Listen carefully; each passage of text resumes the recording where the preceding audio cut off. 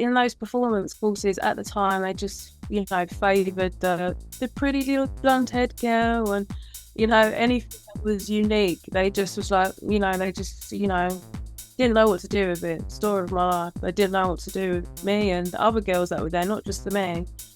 Looking like you're popping off, on social media, it doesn't mean shit. I know loads of people that are very successful, but their social media is shit. Who's actually writing all their records? They're not on stage. They're the ones that give all the money. They're sitting back like, yeah, you perform, do whatever you want. Just keep making me money. It kind of pisses me off a little bit, but then I just let it go. People were just trying to fit you into a box. Oh, you got to look like this. You can't say this, and make sure you behave like this, or make sure you're all nice, all pretty. Just being vulnerable alone about the feeling of putting out your music the first time, and why you're learning who you are as an artist as well. That shit's scary.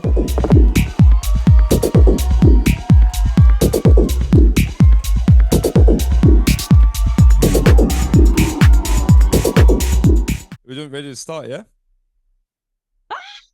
Yeah. Let's go. So welcome back to another Rave Room podcast. And today I've got Jasmine Knight. Thanks for joining me and giving me your time. No problem at all. So where I'll start with all my guesses, where you grew up, how does your music journey begin, influences of, got you on your music journey? So where did I grow up? I grew up in Epping in Essex, so I was about 12, and then I got kicked out of school. So then I was dragged up to Southeast London where my mum and dad were in Lewisham, because I live with my nan and granddad. So that's where yeah. I grew up. So basically grew up and born and raised in Lewisham. Nice. Yeah. What was your other question? I forgot. That's all right. I normally just fire off with the questions and it goes on from there. But yeah, what were like your influences? That got you into sort of electronic music from when you were young. Well, it was actually my sister, my older sister Saffron. She actually got me into drum and bass. But then once I started going out raving and experiencing the culture, I guess a lot of it was the MCs. Quite inspiring. They just brought such a vibe to the whole experience that I kind of looked up to them in a way. People like MC Det and Brocky, obviously, and Shabba, Skibber. So it was those kinds of people that I used to look up to on the stage and be like, I really want to make people feel the way they make me feel one day. But I've always wanted to do singing. I just didn't have the confidence when I was growing up. So I got more into producing, more into behind the scenes. Because back then music wasn't really, like an official job. I was always kind of swayed away from doing music. So I thought I'd do music producing part-time, and then it wasn't until I got into college when I was about 17, I was like, do you know what? I just have to start singing, and I have to make music full time. I can't do all this stuff. It's not in my passion. It's not my passion. It's not in my heart. I just need to do music full time. And then that's when I started singing and started performing on stage and working with people, getting into sound engineering and just learning the business as a whole. And then that really built my confidence. And then that's how I started singing. I've always known I wanted to be an artist in some form. I just didn't have the confidence when I was younger to go all the way in to be, to be a vocalist, songwriter, and performing. That's a cool story, mate. Because I'm 35, and back in the day when you're trying to, yeah. Oh, you wouldn't surprise me if she says you're like 21, but okay. I'll take that any day. Well, then I forgot ID to buy some beer the other day, actually. So I'll take it. It's all good. It's like it's a compliment now, isn't it? When someone asks you for now, you're like, oh, thank you. How old do I look? Whereas when you're younger, you ask for ID. You're like, what do you mean you want to give you ID? Yeah, I know, right? Yeah, I was like, mate, you want my ID? I've got a 2-year-old. What are you on about? Yeah. Like Look it's at all all these, yeah, I the know it's all these face creams you can get now, right? They're all like top quality technology and stuff, you know.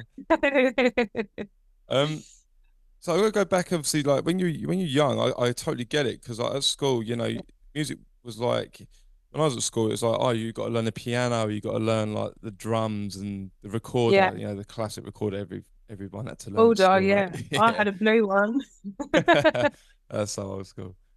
And and then like moving on from that, and then obviously, yeah, no one really took it seriously back at school, then did they? Like none of the teachers took like the music producing thing. So how did you like find getting into the introduction of producing? Like, what were your steps? Because I did read you started learning on Reason and Yeah. Logic. So, what was the first sort of way of getting into producing? I just, do you know what it was? Me and my friend Natalie used to go on the PlayStation and play Music Generator. Do you Old remember? school, yeah, Yeah. that's Yeah. old school. That was like my first, if I'm honest, that was like my first way of getting into music because, no one kind of really, saw music as anything, with any longevity. So I thought, okay, the only way I can do it is buy a fucking computer game. Sorry, I can You swear. can swear it's all good. It's all good. I swear all the Okay. time. So yeah, we just used to sit for hours, smoking the good stuff and just making these beats on Music Generator, and they were really, really good. And then I was kind of, I figured out like what that term was, like music producer, because I'm brand new at this time. I don't really know what anything's called. Yeah. And then I started to Google. I just started to, I don't Ask think Google, Jeeves. yeah, jeez, maybe something like that. Or go around getting flyers from all the colleges and seeing what they do and seeing who offers music. Actually, how did we look for stuff back then? It wasn't the Yeah. internet. For me, I did it.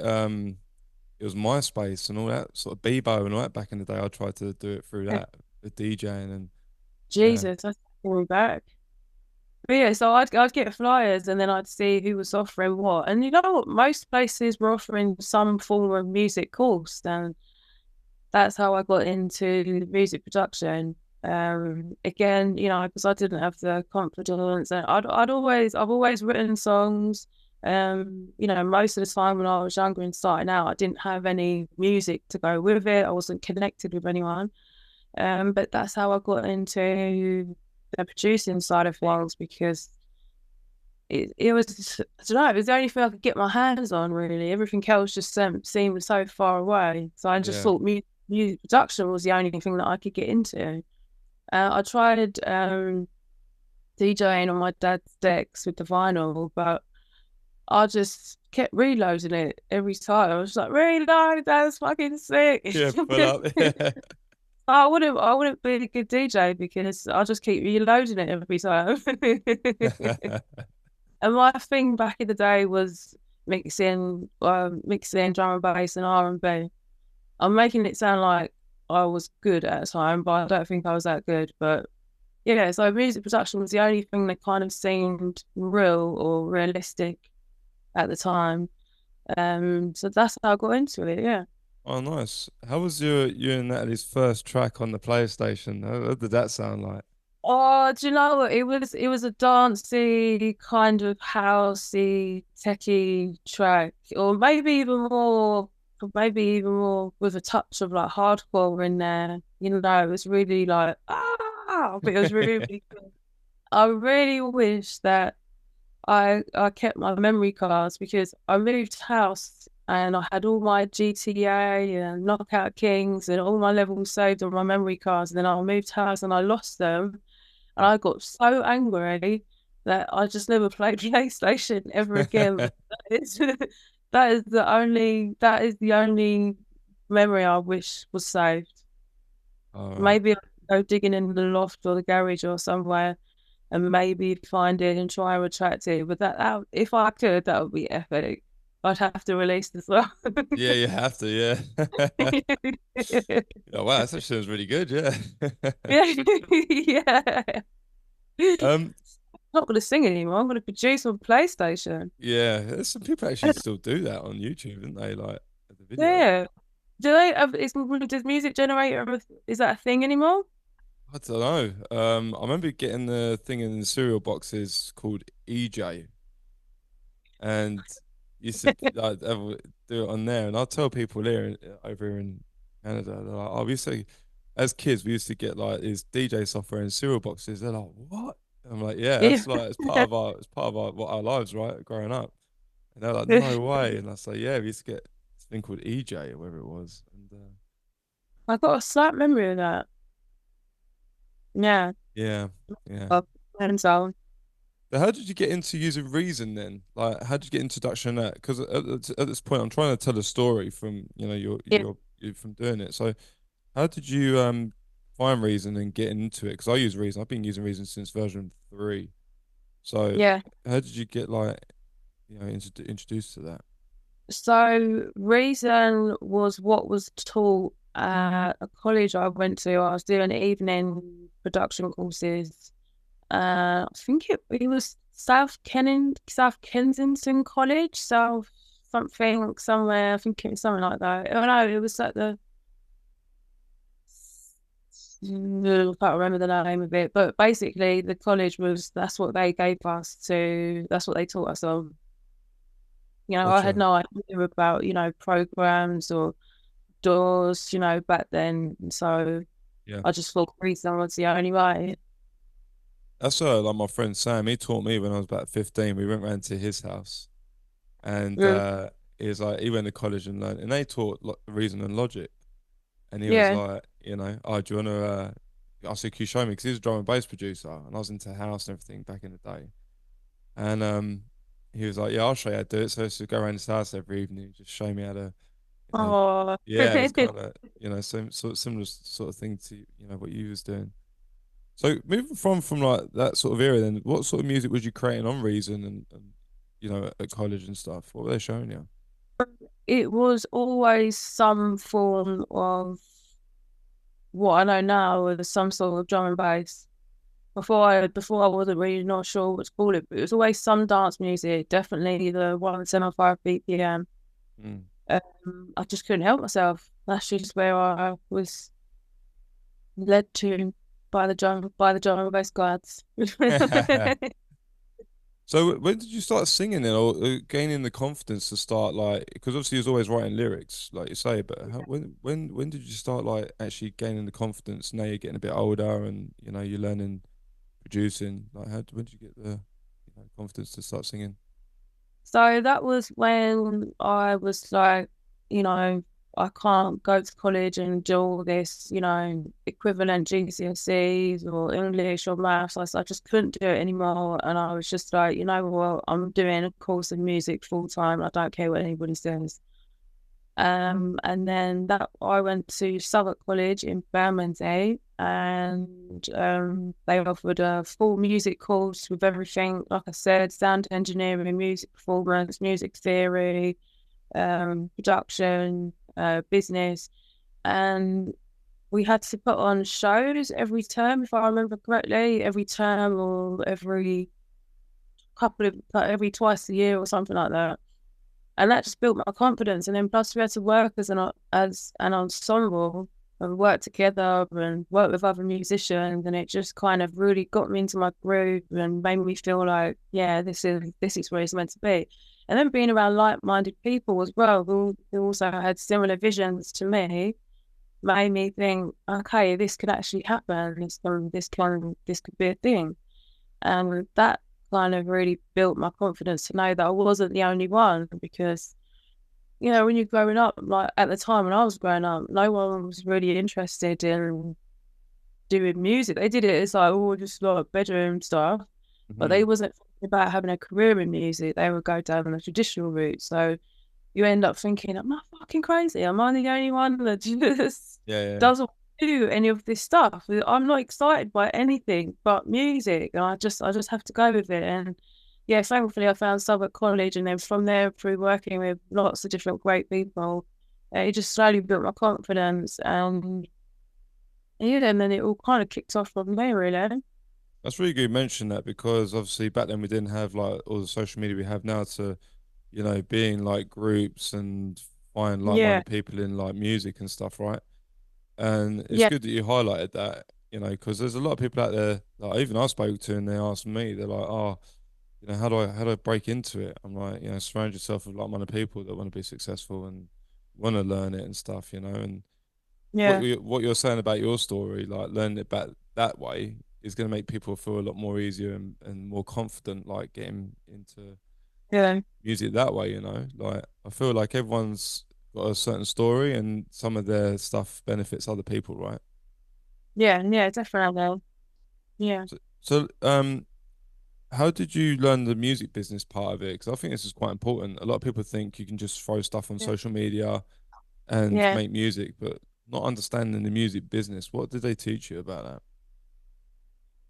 that? So I got into it because during my college BTEC, I then went on to do a higher national diploma in performance and singing at music tech school. I think it's called Thames Valley now. And at that point, I was going around performing anyway, and I just kind of thought it would come to the end of the year, and it was time for me to go on to university and decide what I wanted to do. And I was thinking I wanted to do more performance stuff, more singing, and I thought, but I'm already doing it. So I'm just gonna kind of go and learn the business side of things. And plus, in those performance courses at the time, they just, favoured the pretty little blonde haired girl, and Yeah, anything that was unique. They just was like, they just, didn't know what to do with it. Story of my life. They didn't know what to do with me and the other girls that were there, not just the men. But it was always the typical ones, that they favoured and pushed. And I just thought, you know what, fuck this. I'm not going to do performance. I'm performing already. I want to learn the business side of things now. So I went to London Metropolitan Uni on Holloway Road, and I did events management, music and media management, and they taught us so many things that it opened up my mind to that I had no idea existed. oh And yeah, we learned how to do contracts. We learned about A&R.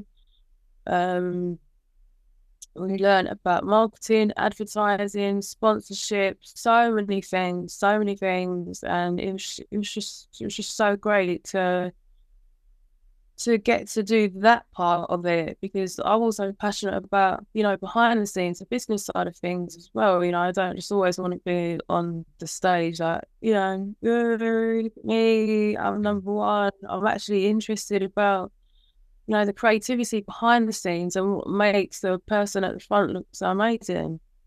Um, and yeah, that's how I got onto it. And I'm so glad that I did that, because it expanded my mind and helped me get into other areas of business and work with creative businesses and all that kind of stuff. So I'm glad that, and also it's helped me on my music career, because I can read contracts, I can understand certain terminology, and just lots of other things. You just go about. I notice people who don't understand the business side of things, they've got a different mindset. They kind of just think it's like you said, it's just chuck some things up on social media and done. Whereas when you got a bit of more of a business mind, not saying I know of absolutely everything because I went to fucking uni, but it did help me. Well, you can learn this stuff even if you don't go to uni. You can learn things, go and have the experience, go and get a job somewhere and see how yeah. they work behind the scenes. So you don't just have to go to uni. I just want to make that clear, because I'm not a fan of education. So Yeah, I wasn't good at school. I what's that? wasn't good at school either. I'm not gonna lie. Yeah, no, I wasn't that academic type either. That's why I got kicked out. I got kicked out of school, college, until I decided my passion and focus on music. And I just think everyone's got such a different way of learning that it's not fair to just, dump everybody in the same box. And if they come out of line, they just kick them out, or they're the bad kid. Yeah. Um, so I do think they need to change the way they teach people. Have I waffled on? No, you haven't. I honestly, I love hearing all this. This is absolutely great. This is I great. can Yeah. just hear the voice in my head going, "Shut up, Jasmine." Like, Oh no, no, no. Honestly, I enjoy it. I appreciate your time anyway and everything. So, what was I saying? Yeah, so oh yeah, there's you can learn lots of stuff, without having to go through the education system, but it was super helpful and you can see the difference in people who have some knowledge of, the music industry and how it works and the people that don't. So it is really important, I think, for people to understand the business side of things. And then, sometimes not everyone's brain is wired that way. So find someone who can guide you through because it's so much more than just going to the studio and releasing tracks. It's artists make it look easy, they don't show you the hard work and also the personal growth that you have to go through, for sure, the yeah, break, being vulnerable, just being vulnerable alone about the feeling of putting out your music for the first time and while you're learning who you are as an artist as well, that shit's scary. yeah. And then you look back and you're like, oh my God, why did I put that out? Yeah, yeah, You just think, oh, at that time, you were just so vulnerable and just so desperate to do music. You just wanted to get it out. And yeah, there's just so much that goes into it. yeah. There is, and I'm glad you brought up, like, say, the business side of it because not a lot of people do know about this, and having a good understanding of the business side of it kind of covers your ass a little bit as well. You kind of know what to expect, Yeah. and and things like that. But when you say mention about being nervous and being vulnerable. How was it doing your first performance every like 4 months at college, like in front of an audience? Like, what was your audience size like at your first performance? Well, it would have been the whole of our year would come into the hall and watch us perform, and oh my God, I just remember feeling like so scared, Yeah, so nervous. I remember just like at the mic, like not moving at all and trying to move. I was just frozen with fear. So I thought, oh my God, everyone's looking at me. Oh my God, am I going to sing in key? Am I going to remember the lyrics? And all that shit goes through your mind. It was just so nerve-wracking. It does feel like stage fright. It did feel like stage fright, but now obviously, I've done so many performances, I've grown as a person. Now I get control of my mind. I'm like, no, I know the song, I'm gonna have fun, and I use the nerves, as excitement. So now if I have a performer, I'm just like, yeah, let's go, because I yeah. can channel it. But the That's first performance was shit scarier, or the yeah, I first know few. doubt. Yeah. That's sick. I'm glad you mentioned that because, like I say, people like back then, obviously, like like I say, you didn't have Instagram. You used to do it in front of a live crowd, where people now just turn their phone on and it's just like, and That's it, they go yeah. viral like that, right? And it's, Yeah. Yeah, yeah. Thank God they didn't have, social media and cameras and all that stuff when I was doing my first performance. God damn. Yeah, no. With so the A&R thing then, like, what did you learn from that? Because I think these are really good like lessons for people to like sort of know as well. And a lot of people don't know this background side of it. So Yeah. what else did you learn about like marketing and branding and things like that for yourself? So with the A&R stuff, it was all about, developing the artist and how would you, how would you develop a band or a singer or whoever, and then working with like their best attributes, and it was really, really good. And first of all, I went into it and I thought, oh no, I don't want to tell someone how to, look, dress, Yeah, sound, and all that. But then as you get into it, you kind of like, actually, do you know what? You kind of, I guess it depends what genre of music you're in as well. But there is that all that kind of stuff, the sound, what you sound like, the music you put out, your brand, basically, it's really, really important. Um, so that was really helpful. With all the marketing stuff, and all the advertising, it was just, from what I remember, it just opened up my mind to just so many different ways of um being able to place your music and how to market yourself, what is marketing, what is advertising, what is the difference, and it was just really good eye opener. And there's so many things that I learned, and actually so many things that I have learned by myself just by working behind the scenes in the industry. With the A&R, I used to work with a DJ club and radio promotions company as like a talent scout, and it's not necessarily the same as A&R talent scout because you're developing the artist as an A&R talent scout, but you're just looking. But that was really fun with the A&R stuff because I was looking for artists and I was thinking, oh, they look, wasn't judging. I was just kind of looking to see who could work with the business that I was working with at the Yeah, time. yeah, yeah. And so it was good knowing to look for someone who's kind of a little bit more established, and you kind of look at artists and think, oh, they've got a little bit more of a way to go. I keep my eye on them, I watch them. So that was interesting to see. Oh, actually, that does make sense. That is a thing. Okay, And yeah. then marketing myself as well. Just looking at how I want to portray myself, and yeah, just so many things. Obviously, back then they taught things, and they were like about like the business side of it, and obviously Yeah. things have changed over the years. So, what things that you learned back then like still apply today, and what things have you learned today that are much more effective than they were back then? Or is it still like the old school ways of things like this will always work sort of thing? Oh God, that's a good question. Do you know what I mean? Like For some sure. people say certain colors work with this good, and then like certain writing works in this. People attracted to clicking, I don't know, green a lot, right? And that Yeah, sort of that's all thing. that, oh, what do you call it? That's all that IUSI stuff. What's it called? I don't know. I XIU. googled it one day.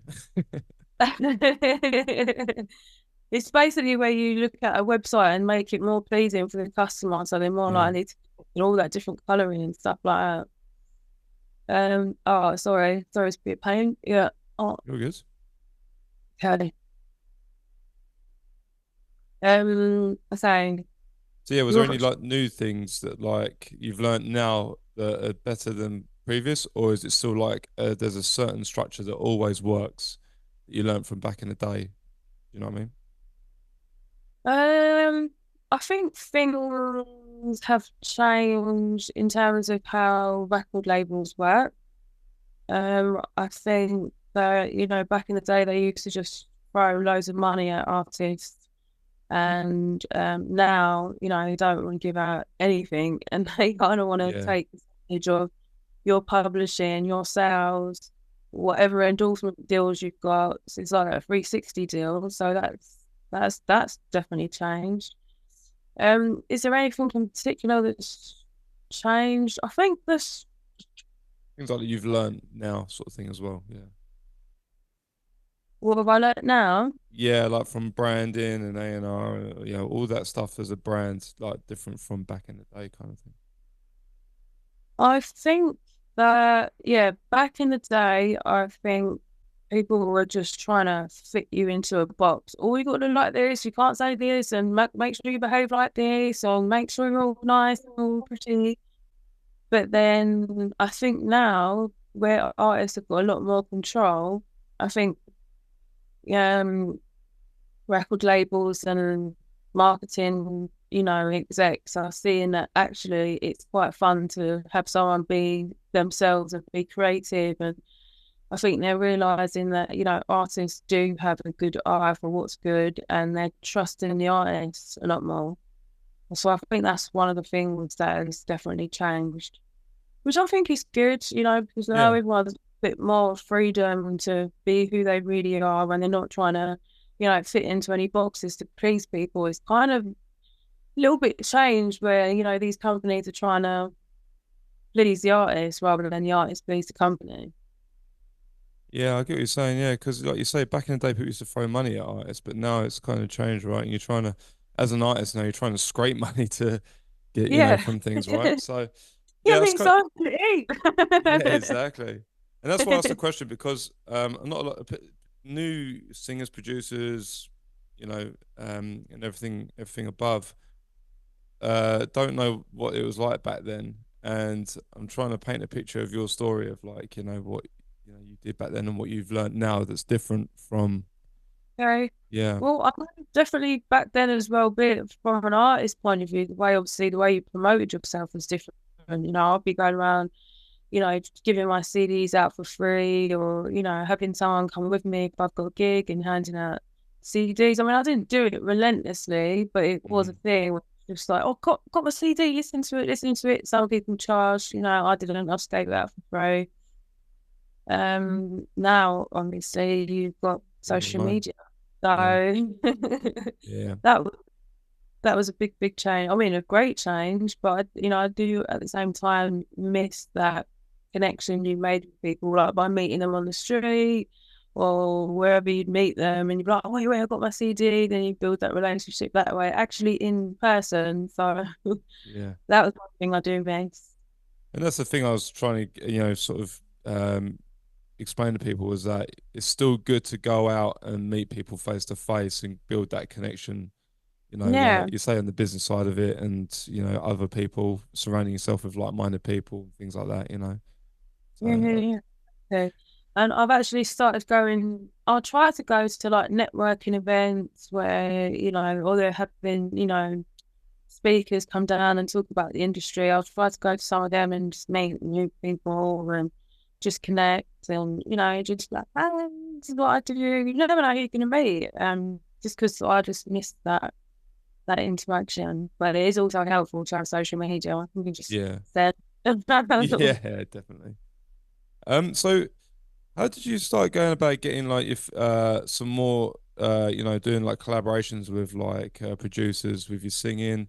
How did you reach out? How did you approach them? Yeah. 'Cause we're moving on like with that part of your career now. So how did you break into that bit? So I just started sharing videos of me singing on Facebook at the time. I don't think Instagram wasn't around then. Oh shit, my age. But yeah, so I just started sharing videos and then people would contact me. And then there was a time when I used to email producers that I saw and that I wanted to work with and see if they wanted to collaborate. And it just kind of just started kicking off like that, really, through sharing videos on Facebook. Producers wanting a singer, then they'll contact me. And then I wanted to try and, venture out and work with more people that I was interested in. And so I'd email them, and then I started promoting my records, promotion company, the same one that I used to work for at the time, which was called Beat One, with Andy. Now it's called B1. But yeah, he promoted my records, and then that created a lot of hype actually, which was really really good. It's like a massive DJ mailer kind of system. And then that got me in contact with loads of people, well, not loads of people, but, a handful of DJs and producers that wanted to work with me. And then it just becomes, an ongoing word of mouth or, like, oh, I heard you on this track. Love you on my track, Yeah, Into a lot of it nowadays is like word of mouth, excuse me. Someone's recommended me or they've heard me on someone's track and they're like, got to work with you. And it kind of just built up from there, really. that's cool. Yeah, and you have to keep that effort, keep going, right? It's not like, oh, I've got it, I've made it now. You have to keep that hard work up, right? Is that how it is with yourself? Absolutely. I mean, it's my passion, so I don't ever see myself stopping. Yeah, I might take a break every now and then, but I'll always come back to it. yeah. I have noticed a lot of new artists. They're like, "Oh, I've been releasing records for 2 years now. Well, nothing's happening." And you think, "Do you want to fuck out?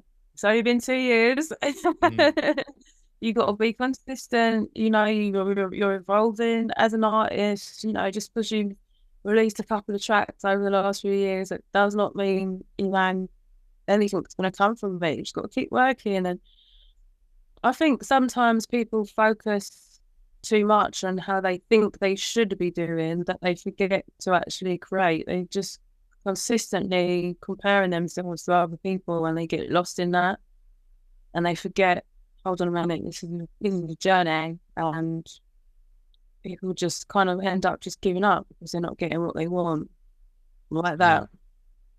yeah, yeah.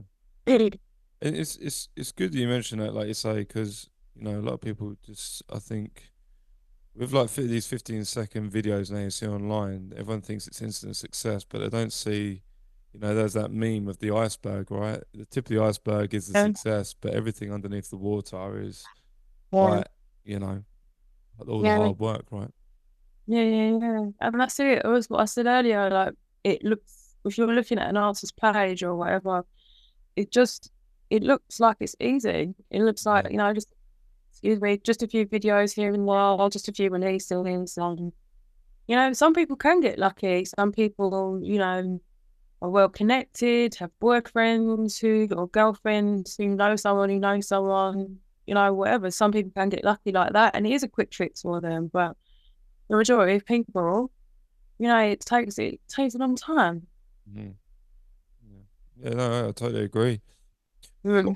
What was like? Would you say, you know, obviously you're breaking into you know, doing the collaboration people. What would you say your biggest sort of success was where you thought, right, I know I'm actually getting really noticed now? What was there a particular thing that happened, or like a gig, or an event, or you know?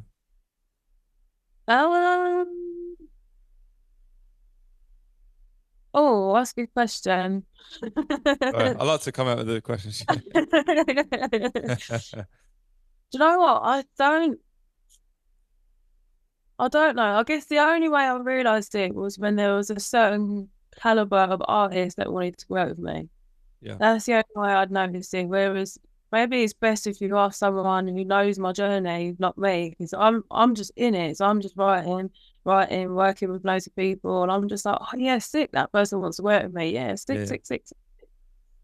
Um, oh, I don't know. There's been so many good situations. Good, so many amazing people that I've worked with, and the goals, or in my mind, what I class as success, are always changing. So, that's a really good question. I really want to give yeah. you an answer.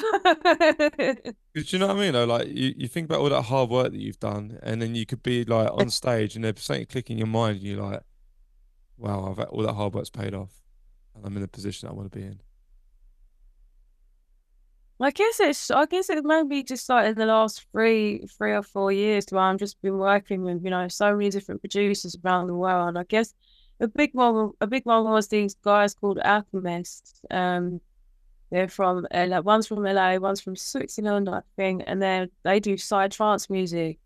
Oh, okay. And they wanted to work with me, and they loved what I did, and we wrote a track, and it was released on, I don't know if you're an EDM fan, but it was released on Vinny Beach's label, Alteza Records, and then they were playing it all over all the festivals that they went to, like, those huge festivals like EDC, or the ones in Vegas. God, I can't remember their names now.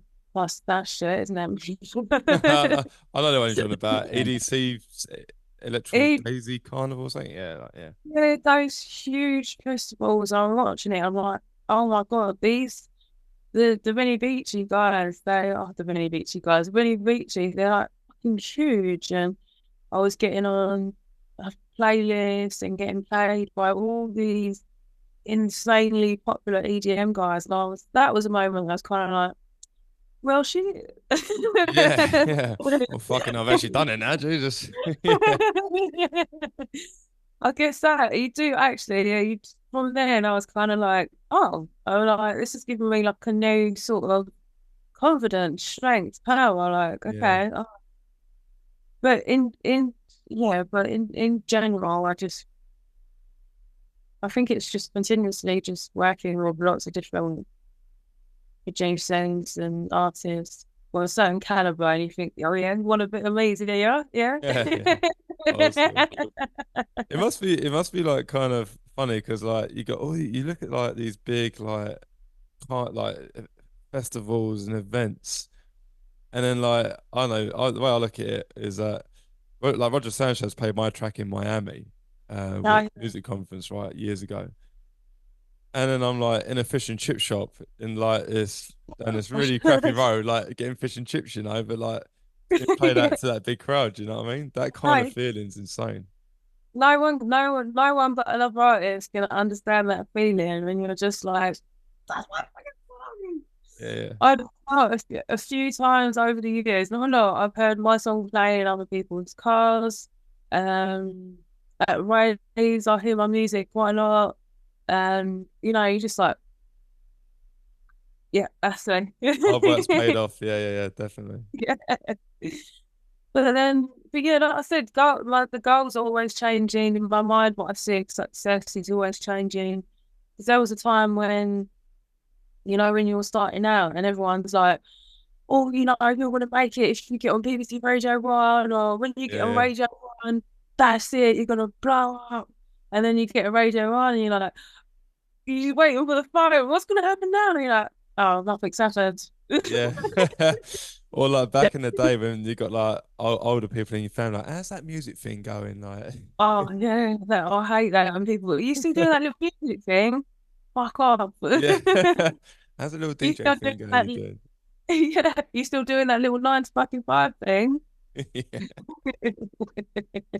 Oh, It's annoying when people say that because again, people are still look at it as if like it's not really serious or you've got to be lucky to be involved. And I say to people all the time, you don't have to be famous to be successful in music. no. That's a real good like thing right there because everyone thinks you need to be like on the biggest stages and everything. And I Okay. I think everyone defines their success in a different way. Like I was never like famous, but I supported some big DJs and I released tracks and Okay. I mean that's good enough, Like I thought, yeah, that's cool. That's Like, cool. yeah, Yeah, it's not easy to do all of that. And yeah, even if you're a songwriter behind the scenes, you think of all those famous, popular artists, who's actually writing all their records? They're not on stage. They're the yeah, ones that get all the money. They're sitting back like, yeah, you perform, do whatever you want. Just keep making me money. yeah. You're Like, the image kind of oh, thing. Yeah, yeah, no one yeah, thinks of that. Songwriters that don't want to be seen, they just want to write songs and go away. But yeah, they're the ones getting all the money. So yeah, I say to people all the time, don't stress. Just because you're not, looking like you're popping off, on social media doesn't mean shit. I know loads of people that are very successful, but their social media is shit. mm, They don't care because they're doing the work. And there's a lot of artists whose social media looks great, but what's their music doing? yeah. So just to tell people, just chill out and relax and just focus on yourself.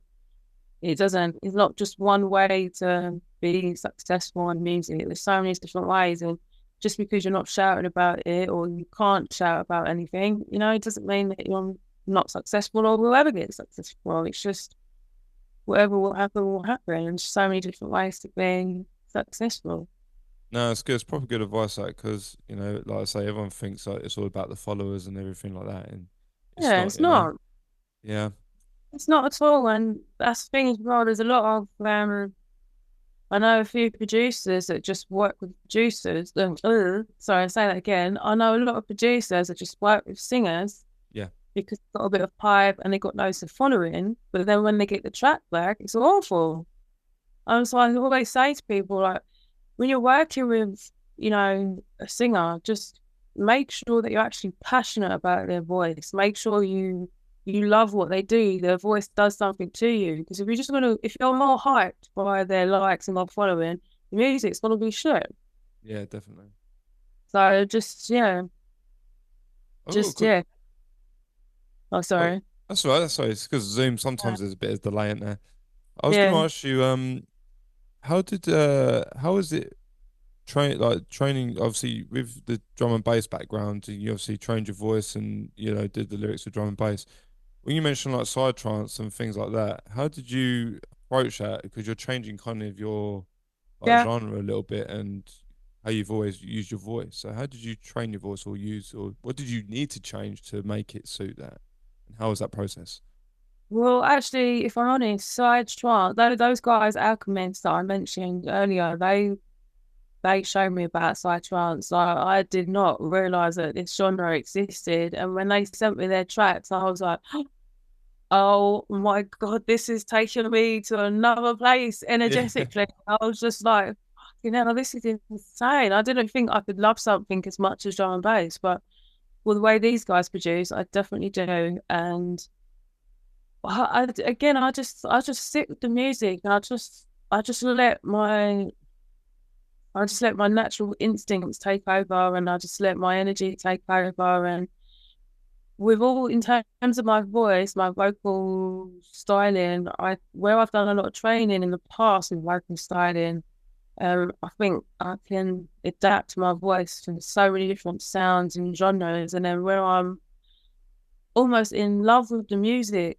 everything just sort of comes out naturally. It's nothing that I have to force. So I think I've been blessed with a voice that's got, you know, a high register and a low register, and I can play with the way that I say words and vowels, and I can get really into this persona that just takes over when I hear the music. And so it wasn't hard or anything. It was just a new version of me that just came to life when I heard side trance. Yeah, that's cool.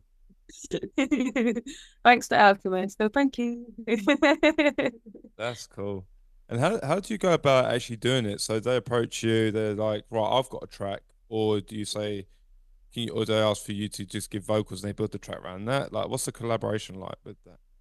So with them, they sent me over the track idea, and then I sent some rough ideas over. And then once they were happy, I was like, "Sweet, I'm gonna go to the studio and record it." That's usually how it works. Is so I'll get sent a beat, and then I'll write to it, and then yeah, and then go from there. That's cool. But I much prefer to do it that way. I don't. When people say, "Have you got any acapellas?" I'm like, not really. I've got lots of old acapellas, but I would have used them in like vocal packs or something. And I always just like to write something fresh. So when someone says, "Have you got acapella?" I'm like, nah, I'll write something fresh for you. Yeah, that's cool. Yeah. Do you Yeah. do sample packs or anything like that with vocals, or do you just specifically do it for certain tracks? No, I've got four vocal packs out. I think I've got two on Loop Masters or Loop Clouds, whatever they're called now, and then I've got two on Splice. Oh, And nice. yeah, I do want to get my own vocal packs going that I sell myself just to see how all that goes. But yeah, might have, yes. That's kind of cool. Yeah, because that's Yeah. another a little earner as well, and yeah, you know, Yeah. that Yeah, comes yeah. into play. Right. That's another way of people getting in contact with me as well. They're like, oh, I've used your vocal sample and would love to do something fresh with you, something new, you know. Didn't know that all that would happen. So many people have contacted me because they've had my sample pack. But at the time, I was just like, yeah, sure.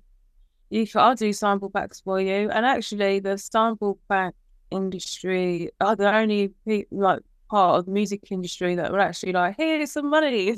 There's a sample pack industry. Yeah. Oh, okay, yeah, yeah.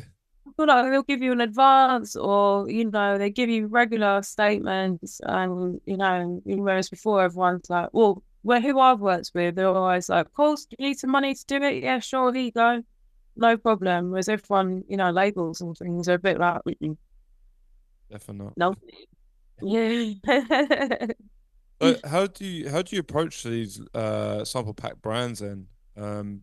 Like do you send them something or do you just make something and be like, hey, I want to sell this on your platform? Like, how does that work? I think with Luke Masters, I think I contacted them and said, hey, this is years ago, and said, hey, I'm a singer. I'd love to do some vocals for you. And how do you work? Would I be able to do some for you? Blah, blah, blah, blah. And then they said, yeah. And then from there, they asked me to do another one, which was great. We might have another one with them as well coming soon. And then with Splice, I knew someone who was doing their like sound or like chopping up all the vocals that had been sent to them, and they asked if I wanted to do a pack.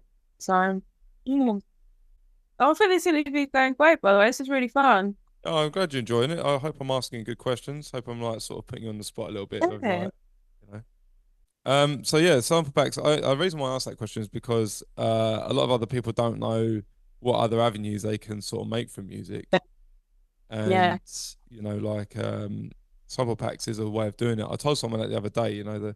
I got a friend Matt yeah, here. He's from Detroit, but he lives in Vancouver. We're from, and very, where I live now, sorry, and he makes all different types of genres, and I'm like, why don't you do sample packs? Like make music for good. like for videographers and things like that. Yeah, Because there's different avenues. yeah, 100%. And also, if you make so many different genres, just try and get into the sync world. Sync world, yeah, Yeah. The synchronization, like music in film, music in TV, that kind of stuff. That'd be epic. That'd be great money on it. yeah. I'll mention that actually. And actually, now you mentioned that, I did read something you were trying to get into a bit of film and stuff like that, right? Am I right? Am I Oh, wrong? yeah. Yeah. Yeah, I just really love the thought of being able to write for a TV production or film production company. And, I've just got this vision in my mind of like this big film happening. And then like the music supervisors come to me and say, right, we need you to write music for Kiss Scene. And I'm like, yeah, fine, sure, I'll do it. I just got this vision and it has always been, I've always been interested in it, but then I've never fully understood it, but now, I was getting to a certain point in my career, I'm kind of like, I really want to do this. I really want to, work in music and film, music and TV, whether that's like writing music for film or adverts or games, PlayStation games, whatever games, Xbox. I just think that would be really, really cool. The PlayStation one you can definitely do because you could be like Yeah. me and my friend used to do it back in the day. Yeah. I'll put it on my CV. Yeah, exactly. Yeah, no, but everyone's saying, "Oh, it's such a hard industry to get into," but people told me the music industry as a whole is so hard to get into, and the journey's going to be so hard. And it's just like, fuck off, I'm doing it anyway, and I Yeah, don't want to I don't want to go into it thinking, "Oh, it's going to be so hard." I'm just going to trust that whatever happens, happens, and I'll find my way. So yeah, I'm writing an album at the moment for the sync world. Very different, very cinematic. yeah. So And that, do you think that's pushed your boundaries quite a lot in creating? Like, is it yeah, slightly out your comfort zone kind of thing? yeah, a little bit because there's a lot of like studying film actually and listening to when they use music. When you're just watching a film, you're just so into it. You don't, and the music's just going. You're not really paying attention. It's like all just one. Then when you're looking at films from a different perspective, you're like, oh, here's the music there. Oh, they use this sound for that, and all for this mood, and all they're slowly bringing in their music at this point. It's a really different way of doing music. And then there's not a lot of full vocal tracks in films as well. It's usually a lot of instrumentals. So it's been really interesting trying to figure out how to blend what I can do and what I'm capable of and kind of how the industry uses music as well at the same time. So it's fun, it's interesting, and I'm going to work it out. So Yeah, best way to. I think that's a good way to look at it. Yeah, because no one ever knows the answer, right? And you just go for it and just try and figure it out. I mean, I had one guy, Jordan Peak, absolute great guy, house music producer, and he said he writes a lot of his music like it is for film, like the uh, structure of it, And he said that he studied film and stuff like that. I mean, I could be quoting this wrong because I did the interview with him for a while ago, but he said he kind of used film as a way of making music. So that's really good. Actually, I have seen some producers do that. They put up or like a scene of a movie and then they put their music to it and what they would do. So that's really, really cool. yeah. And I think it'd be a really great industry to get into. So is I it mean, kind of is there any kind of particular video you want to do? Like, I know you mentioned cinematic stuff and things like, but there's like things like short film and there's things like, adverts and things. Is there any particular thing you want to do it specifically for? I'd love to do it all. Yeah, But I think I would like my main goal would be do some kind of film, yeah, yeah. some kind of film, short film, just something that's just so impactful. You know, like when you're watching a movie and everyone just remembers a certain point or a certain fight scene or a certain car chase or something, and I want that to be my song in one of those films. That'd be sick though, wouldn't it? Think about like new John Wick film or something. You're like, yeah, give me. Yeah. That'd be cool. I actually thought I'd be getting away from drum and bass, but now it's because now drum and bass is so cool now. A Yeah. lot of these films want drum and bass in their films, and I'm like, no, I want to do something completely different. Yeah. Yeah, you're right about the drum and bass. Like, 'cause I mean, I grew up with drum and bass. I grew up with listening to Jungle when I was a kid. Like, like Step, Brocky, Shabs, Skibber, Yeah, all them sort of people I grew up listening to. Stevie Hyper D, and good. and things like that. And it was like kind of the genre that was like frowned upon, like back then, kind Yeah. of thing. And now, like you say, it's getting popular now, right? And everyone's like, oh, over here it's getting massive. We've got Sub-Zero coming over here and playing. And Wow. yeah, and it's like, you So know, I got loads of stick for liking drum and bass when when I was younger. same, yeah, I yeah. I didn't say this, but this is a quote on what one of my friends at the time said.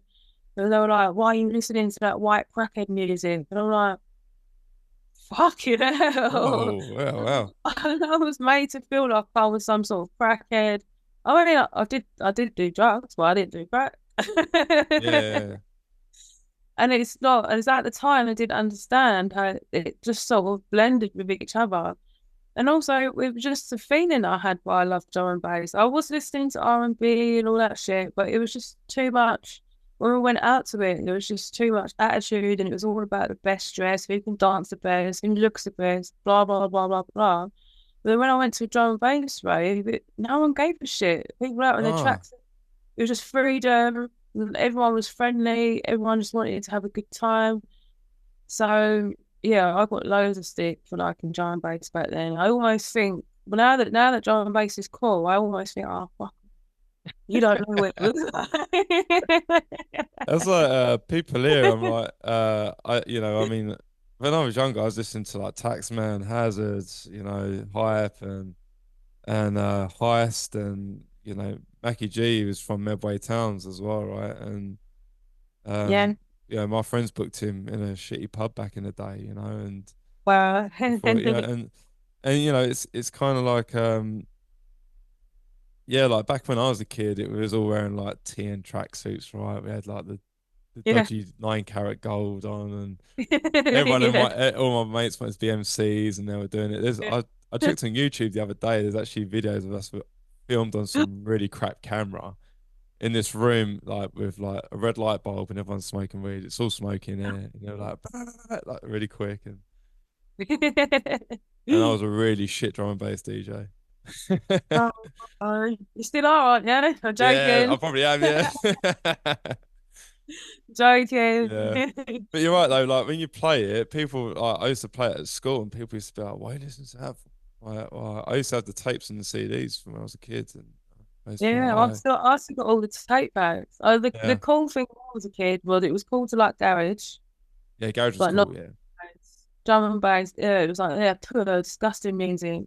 yeah, yeah, And it's fun now because I see artists now who are jumping on drum and bass who would never have touched it back then. And I kind of yeah, look and go, you would never have been seen dead on drum and bass and they jumping on it. It kind of pisses me off a little bit, but then I just let it go. yeah. It's just the way the music goes, isn't it? It changes generation to generation, right? Oh no, my first thought is like, then I'm like, no, don't worry. You just, you were way before your time, Jasmine. It's fine. They're all catching on, 10, 15 years later.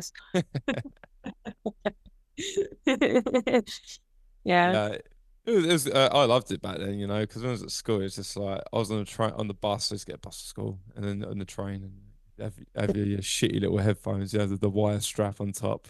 Oh, really? Yeah, and like we listened to it, and but that was all that was around it when I was a kid. That was sort of music. 'Cause my mates used to pass tapes and CDs, Mm, and used to get drum and bass arena CDs. Back in the day, oh, and God. back, Beautiful. back on the hi-fi system.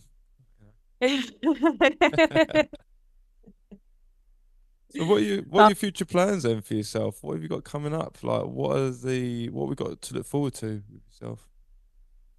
just more music with more great producers, hearing my music in films. Yeah, I hope Uh, that works out for you. I really do, 'cause that's a cool little avenue to go down, I think. okay, that would be brilliant.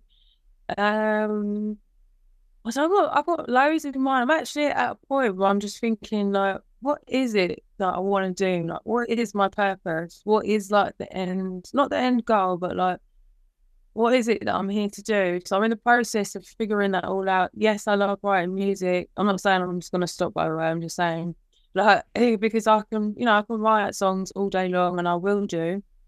But I'm just trying to think, what is it? What is my big thing? And so I'm actually in the process of figuring that all out. So I'll have to say to be continuous.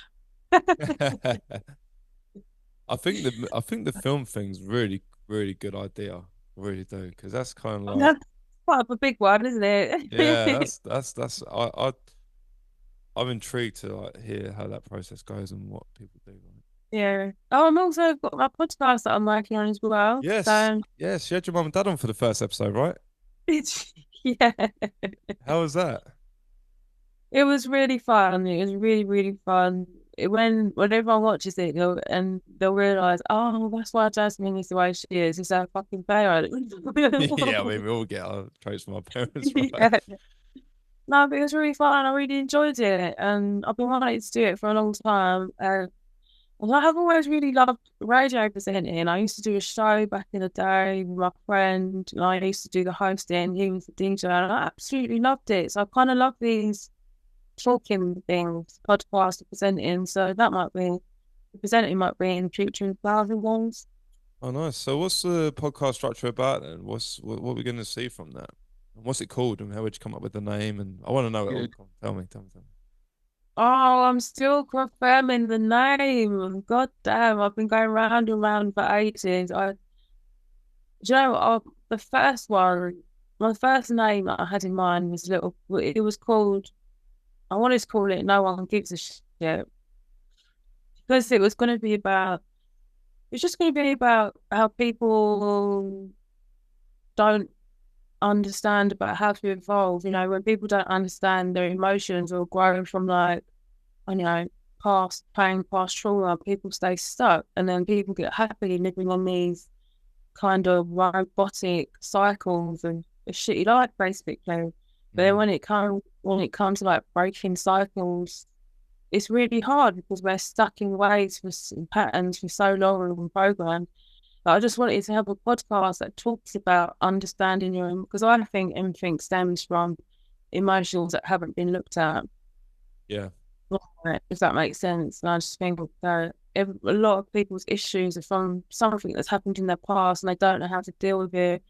And then they create a personality or a behavior that kind of, protects them from what was ever in the past and it changes who they are. So, and a lot of people think that, oh, that's all of that has to be them forever. But I just wanted to create a platform that shows people that you can get through this and you don't have to be trapped by your past anymore. That sounds quite deep and fucking painful, but It's good. No, that's good though, because I mean, I know this is a podcast about yourself, but like even me, like I had ADHD when I was a kid, right? And that was a bad yeah, thing. But now they say that if you have that, yeah, you are more creative than someone that doesn't have that.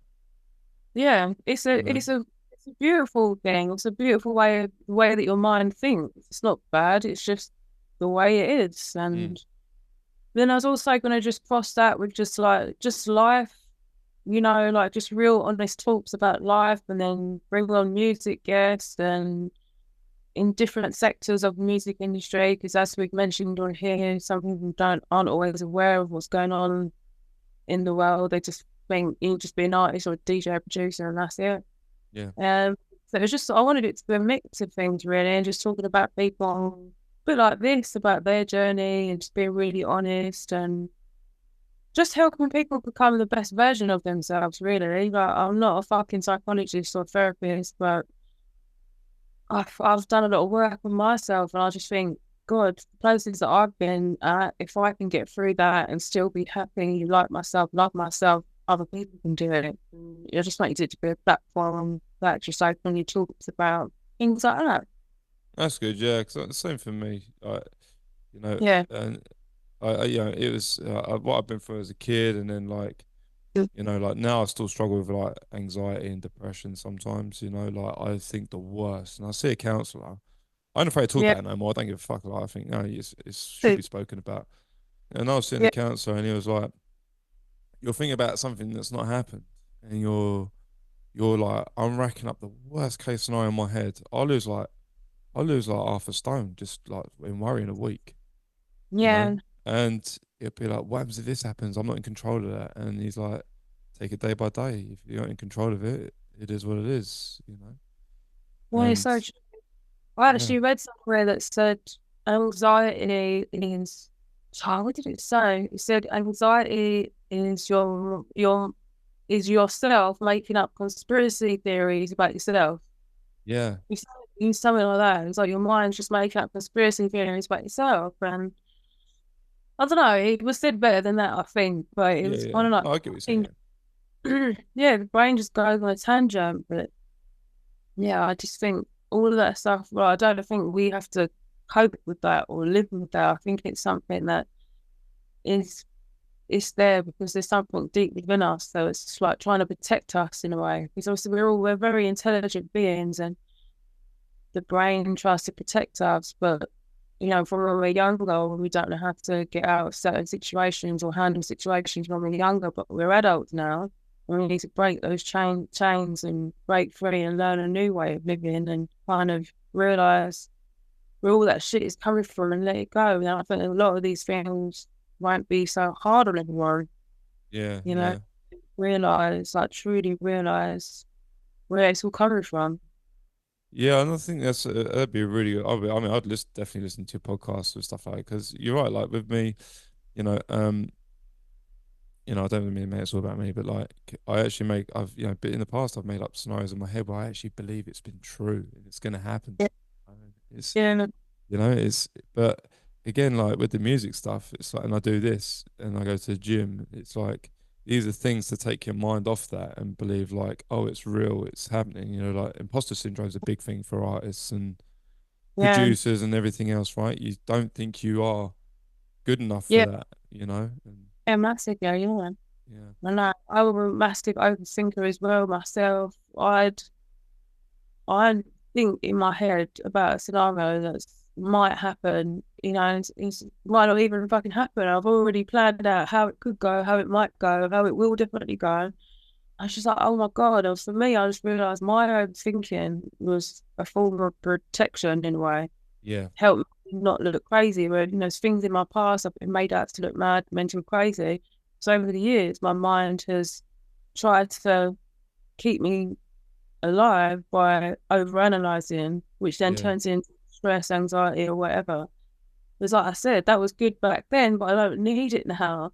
yeah, I need yeah, to let. I don't need everything. I always say I need to start feeling more. I need to stop thinking and just start feeling. Because when you overthink something, it just takes the beauty out of life, and it just takes away the creativity in some way because you're just things are over before they've even fucking started because you ruined it with your brain.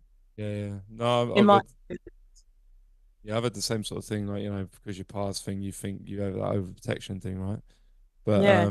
this is a good pitch for your podcast, though, for advertising, eh? Oh What it's yeah. going to be about, eh?